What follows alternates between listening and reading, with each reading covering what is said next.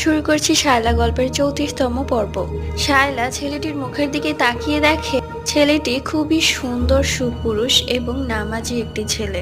ছেলেটি শায়লার দিকে তাকিয়ে বলে, কি হয়েছে, আপনি কিছু বলছেন না কেন? তার মানে এটা শায়লার মনের ভুল ছিল। আজকে কেন এত ফারিজিনের কথা মনে পড়ছে শায়লা, সেটা শায়লা নিজেও জানে না। তারপর তারা অনেকক্ষণ কথা বলে।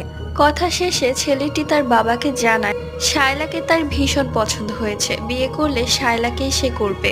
অন্যদিকে শায়লার বাবা শায়লা থেকে জানতে চায় সে ছেলেটিকে পছন্দ হয়েছে কিনা। তখন শায়লাও সম্মতি জানায়। এরপর আস্তে আস্তে তাদের বিয়ের সময় ঘনিয়ে আসে। এরই মধ্যে শায়লার অনেকবার ফারিজিনের কথা মনে পড়েছে। আজকে শায়লার গায়ে হলুদ। আজকে শায়লার কেন যেন সেই আম গাছের নিচে যেতে খুব ইচ্ছে করছে। তাই শায়লা কাউকে কিছু না বলে সেই আম গাছের নিচে চলে যায় এবং গিয়ে অনেকক্ষণ দাঁড়িয়ে থাকে।